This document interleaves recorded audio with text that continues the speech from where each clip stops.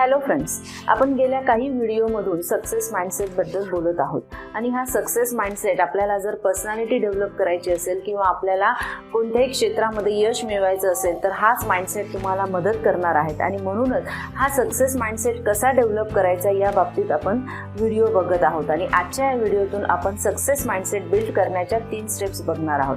तर या 3 स्टेप्समध्ये पहिली महत्त्वाची स्टेप्स येते आणि ती म्हणजे getting out of your comfort zone.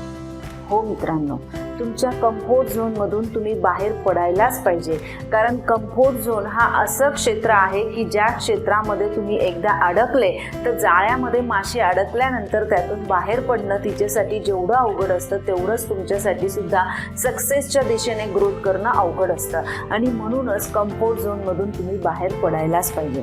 मग तुम्ही म्हणाल की मॅडम आम्ही स्टुडंट आहोत किंवा आम्ही एम्प्लॉई आहोत किंवा आम्ही बिझनेसमॅन आहोत, तर आमचं तर डेली रुटीन ठरलेलंच असतं आणि आम्हाला त्याच शेड्यूलने फॉलो करावं लागतं, कारण ड्युटीचा टायमिंग सेम असतो, संध्याकाळी घरी येण्याचा टायमिंग सेम असतो आणि त्याच्यानंतर उरलेले कामं करण्याचा टायमिंग असतो। मग आम्ही या कम्फर्ट झोनमधून बाहेर कसं यायचं?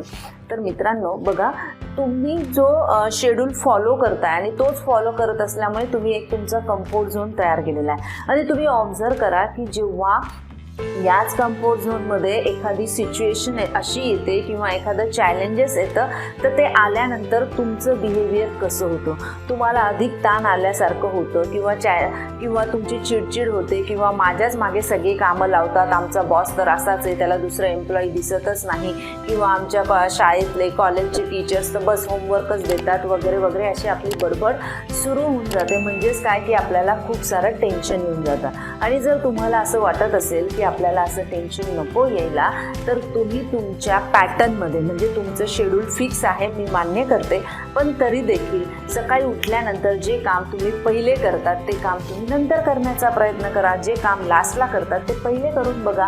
म्हणजे हप्त्यातून तुम्ही हा पॅटर्न तुमचा ब्रेक करा आणि वेगवेगळ्या गोष्टी करण्याचा प्रयत्न करा। सिम्पली मी बऱ्याच वेळेस सकाळी राईट हँडनेच ब्रश करते, पण मी कधी कधी असंच लेफ्ट हँडने पण ब्रश करते। म्हणजे जे कामं तुम्ही राईट हँडने करतात ते लेफ्ट हँडने करण्याचा प्रयत्न करा। याच्याने काय होईल तुम्ही विचार कराल की मॅडम ठीक आहे ना, आम्ही कम्फर्ट झोनमध्ये आहोत, सगळं काही चांगलंच चालू आहे, पण मग आम्ही कम्फर्ट झोन ब्रेक केला तर काय होईल?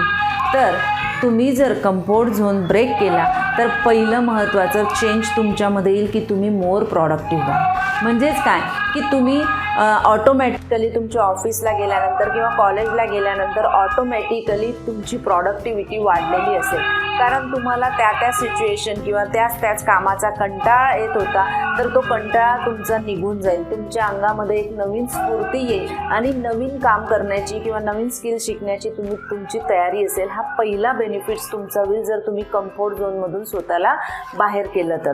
दुसरा बेनिफिट होईल की इझी टू हँडल चॅलेंजेस। म्हणजे काय की तुमच्या ऑफिसमध्ये एखादा एम्प्लॉई सोडून गेला किंवा तुमच्या कॉलेजमध्ये स्कूलमध्ये नवीन टीचर्स आलेत तर त्यांचं समजून घेणं आपल्याला नको वाटतं किंवा आपण तो चेंज एक्सेप्ट करायला तयारच नाही होत, तर अशा वेळेस तुम्ही तो चेंज इझिली एक्सेप्ट करू शकाल। हा दुसरा महत्त्वाचा बेनिफिट होईल आणि तिसरा महत्त्वाचा बेनिफिट म्हणजे लर्निंग स्किल।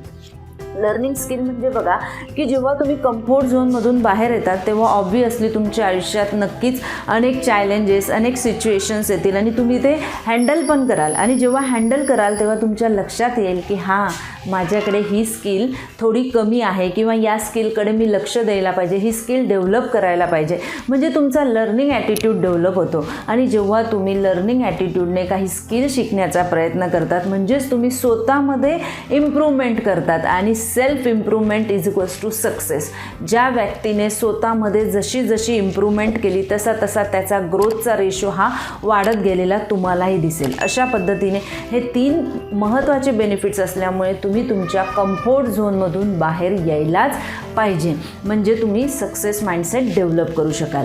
त्यानंतर चौथी स्टेप सक्सेस माइंडसेट डेव्हलप करण्यासाठी आहे की तुम्ही तुमचा माइंडसेट चेक करायला पाहिजे की तुमचा ग्रोथ ओरिएंटेड माइंडसेट आहे की फिक्स माइंडसेट आहे। ग्रोथ ओरिएंटेड माइंडसेटबद्दल आपण नंतर बोलूया, पण पहिले फिक्स माइंडसेट म्हणजे काय?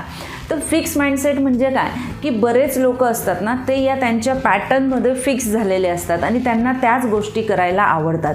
त्यांना एखादी नवीन ऑपॉर्च्युनिटी आली किंवा नवीन काही प्रमोशन्स वगैरे मिळणार असेल तर ते डायरेक्टली त्याला नकार देतात आणि म्हणतात की कदाचित मी एवढी मोठी रिस्पॉन्सिबिलिटी सांभाळू शकणार नाही वगैरे वगैरे, आणि असे कारणं देऊन ते त्या प्रमोशनला देखील नाकारतात.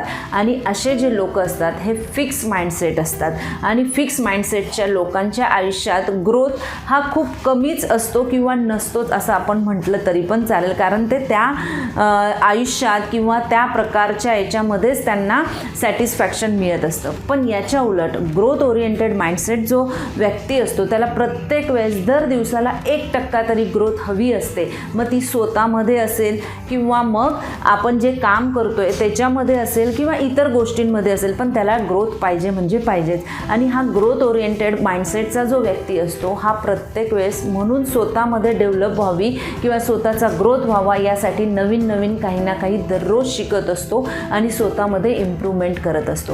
जसं की आपल्याला सगळ्यांनाच माहिती आहे की सचिन तेंडुलकरजी हे स्पोर्ट्समॅन आहेत, पण यांना आपण गॉड ऑफ क्रिकेटर म्हटलं जातं. का म्हटलं जातं? जर तुम्ही त्यांचं लाईफस्पॅन व्यवस्थिशीर बघाल तर क्रिकेट खेळत असताना त्यांना अशा इंजुरीज आल्या होत्या की त्या इंजुरीजमुळे एखाद्याने क्रिकेट बंद केलं असतं कधीच, परंतु त्यांनी त्या इंजुरीवरती मात केली आणि स्वतःला डेव्हलप करत राहिले. अजून बेस्ट अजून बेस्ट अजून बेस्ट कसं देता येईल यावर ते विचार करत राहिले, स्वतःमध्ये डेव्हलपमेंट केली आणि त्यांनी मास्टर ब्लास्टर म्हणून त्यांनी टॅग मिळवला. त्यानंतर गॉड ऑफ क्रिकेटर म्हणून सचिन तेंडुलकरजी यांनाच आपण ओळखतो. आणि म्हणूनच तुम्ही ग्रोथ ओरिएंटेड माइंडसेट तुमचा हा ठेवायला पाहिजे. तुमचा जो फिक्स माइंडसेट असेल त्यासह तुम्ही जर विचार करत असाल की मी इतर गोष्टी इतर स्टेप्स फॉलो करेल तर चालणार नाही. तुमचा फिक्स माइंडसेट तुम्हाला काढून ग्रोथ ओरिएंटेड माइंडसेट ठेवावा लागेल, तरच तुम्ही सक्सेस माइंडसेटच्या दिशेने पाऊल उचलू शकाल. त्यानंतर तिसरी जी स्टेप्स आहे ती म्हणजे replace your failure with learning.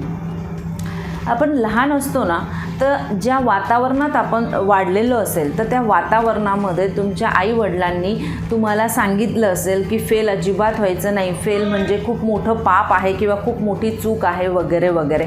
त्यामुळे फेलच्या भीतीने बऱ्याच वेळेस व्यक्ती हा पुढे काही करण्याचा प्रयत्न करतच नाही, आणि त्याच्यामुळे काय होतं की तो पुढे जाण्याचा किंवा ग्रोथ करण्याचा विचारही करू शकत नाही. पण आजपासून लक्षात घ्या की fail means first attempt in learning. म्हणजे तुम्ही जे नवीन काहीतरी करायला जात आहोते किंवा करणार आहात किंवा शिकणार आहात त्याच्यामध्ये फेल ही तुमची पहिली पायरी आहे, आणि त्याच्यामुळे न घाबरता त्या फेल्युअरपासून तुम्ही शिकायचं आहे आणि पुढे जायचं आहे. कारण तुम्ही जर असं नाही केलं तर तुम्ही आयुष्यात पुढे कधीच जाऊ शकणार नाही. आणि म्हणून फेल्युअरला सक्सेसचा ऑपोजिट न समजता फेल्युअरला सक्सेसचा एक पार्ट समजा.